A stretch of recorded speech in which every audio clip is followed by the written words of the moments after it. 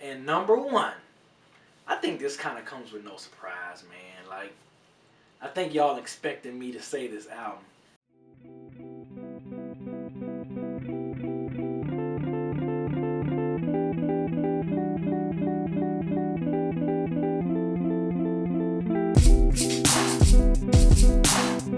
What up, though? This is your boy Beezy430. This is it. Part 5, final part of the series of the top 25 favorite hip hop West Coast albums. I am so glad that you guys got to this point. Also, too, by the way, if this is your first time coming to this video, if this you like, hey, what's this, part 5? You can check out. I'm gonna have part 4, part 3, part 2, and part 1 all in the description box. So if this is your first time coming to this and you haven't checked out the previous videos, be sure to go in the description box down below and check out. I got the links for the previous four parts. So be sure to check them out if this is your first time. If it's not, and you've been checking them out all along and been checking them out every time I upload them, you already know what this is. So this is the final 5. You know, the top 5. My my personal favorite hip hop West Coast album. So let's get started with my 5th. 5. How you say 5 in Spanish? Damn, that'd be kind of clever if I had that ready, but I don't. At number 5, I have DOC with No One Can Do It Better. DOC. This was I think this was on Ruthless. Yeah, this was on the Ruthless. Fully produced by Dr. Dre. It was just like one of those things where it was like, okay, this was kind of fresh off the NWA, straight out of Compton, kind of right before they get to Niggas for Life. Like Dre, him and DOC was already, you know, that was his cousin, so I'm pretty sure the chemistry was already there, and you felt it right there, man, with the raw, gritty, in-your-face rhymes from DOC with the voice. That was before he had his accent, man, you know, unfortunately, but dude, DOC was just so raw and so mean with it, man. Writing skills, you can tell that he did a lot. Like, listening to No One Can Do It Better, it was like, that's when I started listening to Strata Compton. It was like, wait a minute, okay, DOC wrote that. Like, you can just tell just the way that they were rhyming on certain songs. And like, when No One Can Do It Better, man, like, I really wish that these two would have made a few more albums together, man. DOC and Dr. Dre, because damn, this is what happens when you get producer MC combos, man. Like, I love when we have just straight up one producer handling the sound and everything, and just the MC feeding off of it. And this was damn near I ain't gonna say one of the first, the first one, but it was one of the first. I know Marley Marv done some work with a lot of East Coast MCs producing fully albums for him. But yeah, man, West Coast wise, Dr. Dre, I mean, at that time, what better formula could you know, they got a song called The Formula, which is crazy. But what better way you can create an album and then say, hey, look, Dre, we're going to get you and DOC in the studio. Y'all going to knock out this cold-ass album. And that's what they did, man. So, this like to me, it's one of the most underrated, underappreciated albums, hip-hop albums. Not even West Coast albums, but just hip-hop albums, man. So, yes, DOC, No One Can Do It Better. If you haven't checked that out, go listen to it. Go check it out. You might like it. I mean, this set the page for Spice One. Who else? I'm forgetting off the top of my head. But yeah, like, definitely Spice One. Like, when I hear Spice One early stuff, you can definitely hear the freaking, like, the influence of DOC in that, man. So yeah, DOC, No One Can Do It Better. Number 5. At number 4, I have Snoop Dogg, Doggy Style. Man, like, Snoop Dogg debut. I think we talked about this on, if you follow us on Dead Hip Hop, follow me through Dead Hip Hop. You know, we've discussed Snoop Dogg iconic album review for All Dev Digital. Yeah, man, like, this shit, man, was so anticipated, man. The way Snoop was on the Chronic, still to this day, I think it was probably one of the most anticipated hip hop albums ever, man. Like, Snoop Dogg, he was so different, brought a smooth lyricism type of vibe feel to the West Coast, that G-Funk era, man. Like, it was just Snoop was just, he was just something that we just never heard of before, man. That was so dope. Once again, producer, MC. This is what happened when you get that producer MC, man. Like, Dre did it. This was when you really started hearing Dre, like, production style, like, really kind of take off to another level. Not only just the Chronic, but this album as well, man. Came out late '93.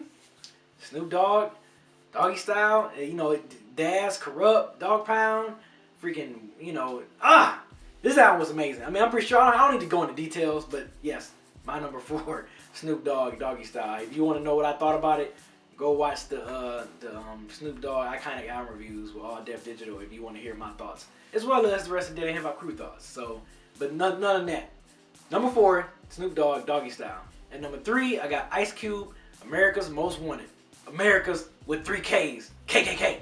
But yes, man, Ice Cube solo debut, fresh off of leaving NWA, you know, as a group. People thought NWA was done because you pretty much missing one of your leading lyricists, leading MCs in that group. And Ice Cube, you know what he brought to that group, and him going solo, man, like, you know, a lot of people, I ain't gonna say people was doubting him, but it was just kind of like, man, you know, he wasn't messing with West Coast type of production. I think he was messing with Bomb Squad. I want to say it was the Bomb Squad. So he was like hooking up with East Coast, but we was kind of wondering like, man, how is East Coast gonna mesh with this West Coast MC? And boy, did it work?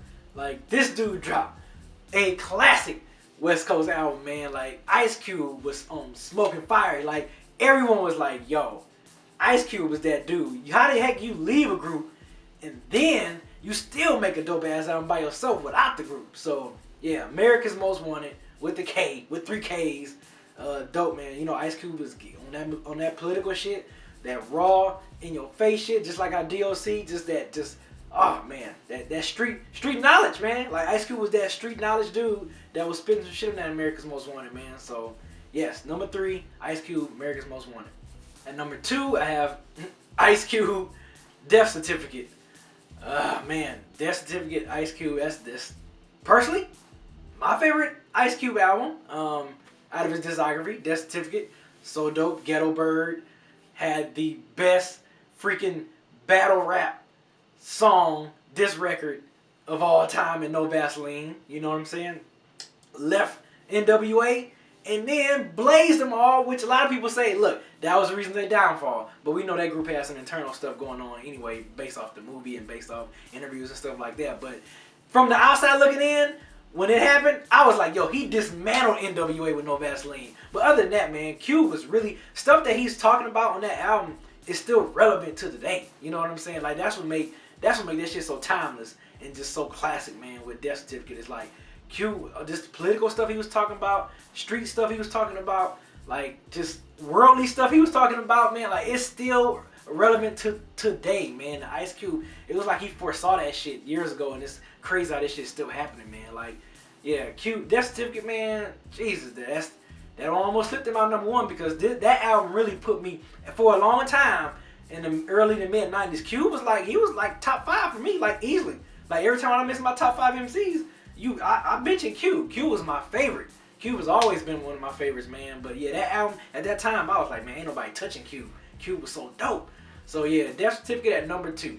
And number 1, I think this kind of comes with no surprise, man. Like, I think y'all expecting me to say this album. Dr. Dre The Chronic.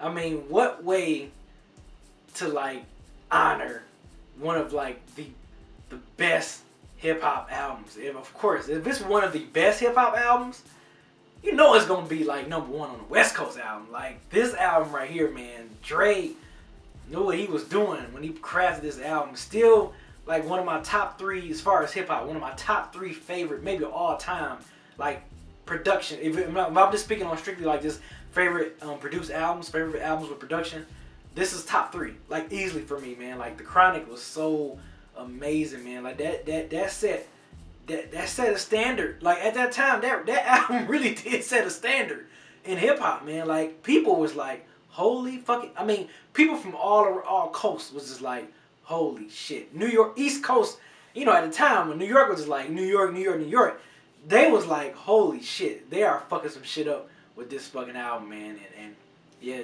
Dre, he put all the right ingredients on this album, man. Well, as far as all the different MCs, and even, you know, of course, rumor has it that Das was doing some production on this as well. But yeah, Das, getting everybody, RBX, Lady of Rage, Snoop, that got us excited for Snoop solo album, Dog Pound, I mean, DLC, like, just everything, all the components for this. This was Death Row's introduction into the hip hop scene. You know, with this album, I mean, Deep Cover was like really Death Row's introduction, but like this album was like just, this was it right here, man. Like that album really put Dre on another level as a producer. Like, at that point, he was above everyone.